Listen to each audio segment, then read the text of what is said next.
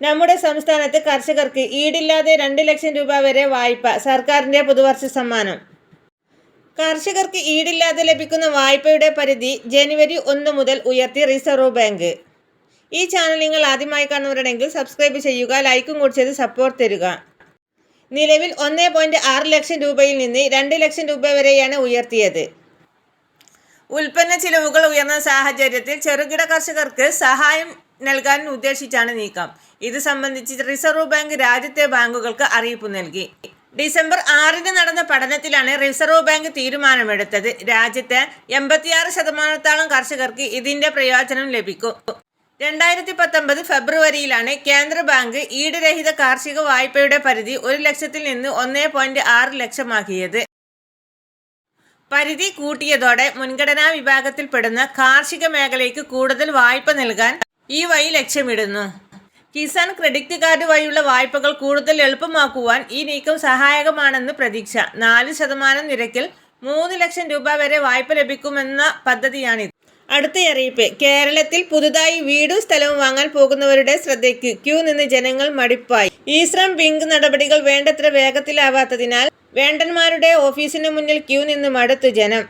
50 രൂപയുടെയും വലിയ തുകയുള്ളതുമൊഴികെ മുദ്രപത്രങ്ങൾ കിട്ടാനില്ല.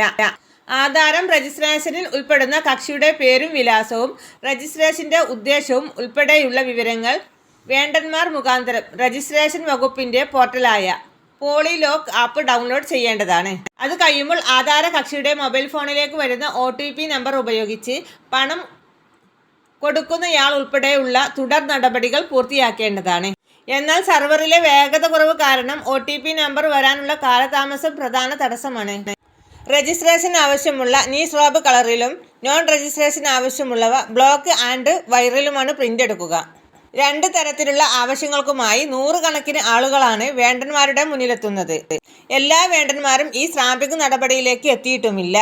10 രൂപ മുതൽക്കുള്ള പ്രിന്റഡ് പത്രങ്ങൾ ഇപ്പോഴും ഉപയോഗിക്കാൻ അനുമതിയുണ്ടെങ്കിലും എല്ലായിടത്തും പത്രങ്ങൾ കിട്ടാറില്ല. വാടക കരാർ, വിദ്യാർത്ഥികൾക്ക് വിവിധ കോഴ്സുകളിൽ ചേരാൻ, ബോണ്ട് നൽകാൻ, വാഹനം വാങ്ങാൻ തുടങ്ങി നിത്യേന നിരവധി ആവശ്യങ്ങൾക്കാണ് മുദ്രപത്രങ്ങൾ വേണ്ടിവരിക. ഏതു തുകയ്ക്കുള്ള ഈ-സ്രാബ് കിട്ടുമെങ്കിലും അതിനുള്ള കാലതാമസമാണ് ബുദ്ധിമുട്ടിലാക്കുന്നത്. അടുത്ത അറിയിപ്പ് ട്രെയിൻ നിയന്ത്രണവുമായി ബന്ധപ്പെട്ടതാണ്.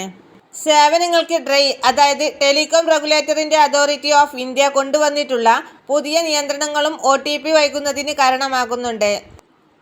സർക്കാർ സ്വകാര്യ സ്ഥാപനങ്ങൾ അയക്കുന്ന SMS സന്ദേശങ്ങൾക്കാണ് ഡിജിറ്റൽ ലോഡ്ജ് ടെക്നോളജി പ്രകാരം ഡിസംബർ 1 മുതൽ ട്രെയിൻ നിയന്ത്രണങ്ങൾ കൊണ്ടുവരുന്നത്. SMS അയക്കുന്ന ഫോർമാറ്റിന് ട്രെയിനുടെ അനുമതി വേണമെന്നാണ് നിബന്ധന. ഇതിനുള്ള ടൈം ഡേറ്റ് രജിസ്ട്രേഷൻ ചെയ്യണം. കൂടുതൽ സർക്കാർ അറിയിപ്പുകൾക്കും മറ്റ് സേവനങ്ങൾക്കുമായി നമ്മുടെ ചാനൽ സബ്സ്ക്രൈബ് ചെയ്യാൻ മറക്കല്ല. ഈ ഇൻഫർമേഷൻ മറ്റുള്ളവരിലേക്ക് ഷെയർ ചെയ്യാൻ മറക്കല്ല.